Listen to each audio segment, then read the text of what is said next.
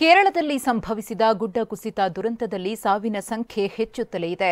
ಈವರೆಗೆ 325ಕ್ಕೂ ಹೆಚ್ಚು ಜನ ಮೃತಪಟ್ಟಿದ್ದು, ಶೋಧ ಕಾರ್ಯ ಮುಂದುವರಿಸಲಾಗುತ್ತಿದೆ. ಊರಿಗೆ ನುಗ್ಗಿರುವ ಕೆಸರು ಬಗೆದಷ್ಟು ಮೃತದೇಹಗಳು ಪತ್ತೆಯಾಗ್ತಾ ಇವೆ. ಕೇರಳದ ವಯನಾಡಿನಲ್ಲಿ ಸಂಭವಿಸಿದಂತಹ ದುರಂತದ ಮಾಹಿತಿ. 74 ಜನರ ಗುರುತು ಪತ್ತೆ ಇಲ್ಲ. ಸಂಬಂಧಿಕರು ಯಾರು ಅನ್ನೋದೇ ಗೊತ್ತಾಗ್ತಿಲ್ಲ. 74 ಅನಾಥ ಶವಗಳ ಸಾಮೂಹಿಕ ಅಂತ್ಯಕ್ರಿಯೆಗೆ ನಿರ್ಧರಿಸಲಾಗಿದೆ. ವಯನಾಡಿನಲ್ಲಿ ಏನೇನು ದುರಂತ ಆಯಿತು ಅನ್ನೋದ್ರ ಬಗ್ಗೆ ಮಾಹಿತಿಯನ್ನ ಕೊಡ್ತಿದ್ದೀವಿ. ಸೇನೆಯ ಥರ್ಮಲ್ ಸ್ಕ್ಯಾನರ್ಗೆ ಜೀವಂತವಿರುವುದು ಪತ್ತೆಯಾಗಿದೆ. ಅವಶೇಷಗಳ ಅಡಿ ಜೀವಂತವಿರುವ ವ್ಯಕ್ತಿ ಅಥವಾ ಪ್ರಾಣಿ ಪತ್ತೆಯಾಗುತ್ತೆ.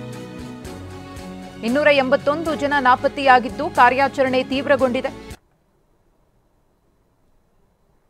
ದೃಶ್ಯಾವಳಿಯಲ್ಲಿ ಗಮನಿಸ್ತಾ ಇದ್ದೀರಿ. ಸೇನೆಯಿಂದ ಕಾರ್ಯಾಚರಣೆ ಯಾವ ರೀತಿಯಾಗಿ ಚುರುಕನ್ನ ಪಡೆದುಕೊಂಡಿದೆ ಅಂತ ಹೇಳಿ.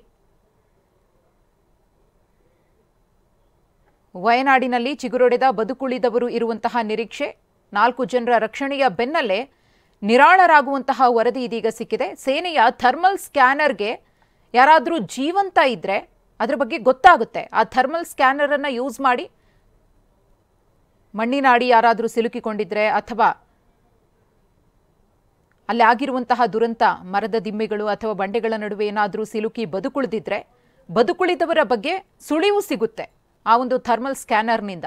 ಆಗ ಅವರನ್ನು ಅತಿ ಶೀಘ್ರದಲ್ಲಿ ರಕ್ಷಣೆ ಮಾಡಿ ಆಸ್ಪತ್ರೆಗೆ ಸಾಗಿಸಿ ಜೀವವನ್ನು ಉಳಿಸಬಹುದು ಅನ್ನೋ ಆ ಒಂದು ಆಶಾ ಭಾವನೆಯೂ ಕೂಡ ಮೂಡಿದೆ.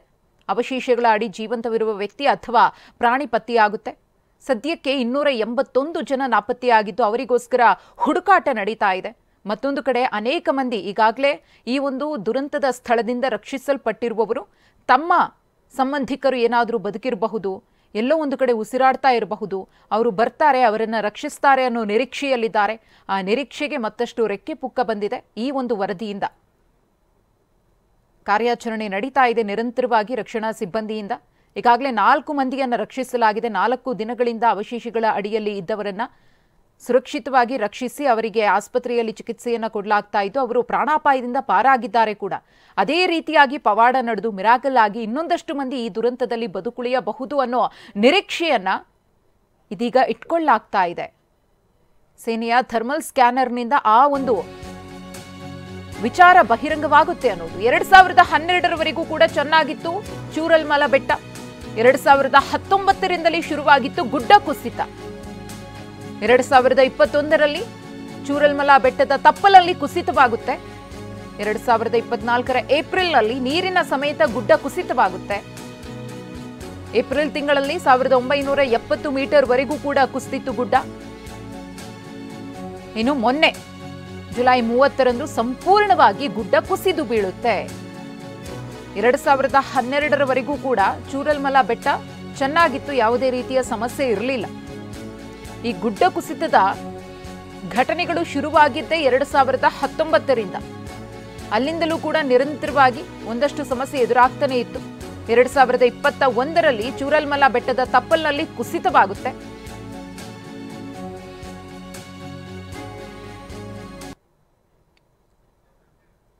ಎರಡ್ 2012ರಲ್ಲಿ ಹೇಗಿತ್ತು ಚೂರಲ್ಮಲ ಬೆಟ್ಟ ಅನ್ನೋ ಸ್ಯಾಟಲೈಟ್ ದೃಶ್ಯಾವಳಿಯನ್ನು ಗಮನಿಸ್ತಾ ಇದ್ದೀರಿ.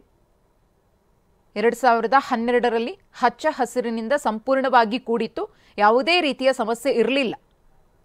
2019ರಿಂದ ಗುಡ್ಡ ಕುಸಿತದ ಅವಾಂತರ ಶುರುವಾಗುತ್ತೆ. ಸ್ವಲ್ಪ ಸ್ವಲ್ಪ ಗುಡ್ಡ ಜರುಗ್ತಾ ಬರುತ್ತೆ. ಇದು 2019ರಲ್ಲಿ ಸಂಪೂರ್ಣವಾಗಿ ಹಚ್ಚ ಹಸಿರಿನಿಂದ ಕೂಡಿದಂತಹ ಪ್ರದೇಶ ಸ್ವಲ್ಪ ಮಟ್ಟಿಗೆ ಗುಡ್ಡ ಕುಸಿತದ ಆತಂಕವನ್ನು ಎದುರಿಸುತ್ತೆ. 2021ರಲ್ಲಿ ಹೀಗಾಯಿತು ಪರಿಸ್ಥಿತಿ. ಬೆಟ್ಟದ ತಪ್ಪಲಿನಲ್ಲಿ ಕುಸಿತವಾಗುತ್ತೆ. ಸ್ಯಾಟಲೈಟ್ ದೃಶ್ಯವನ್ನ ನಾವು ನಿಮಗೆ ತೋರಿಸ್ತಾ ಇರೋದು. ಹೇಗಿತ್ತು ಹೇಗಾಯಿತು ಅನ್ನೋದ್ರ ಬಗ್ಗೆ ಚೂರಲ್ಮಲ ಬೆಟ್ಟದ ಸಂಪೂರ್ಣ ಚಿತ್ರಣ. 2024ರ ಏಪ್ರಿಲ್ನಲ್ಲಿ ಮತ್ತೆ ಗುಡ್ಡ ಕುಸಿತವಾಗುತ್ತೆ.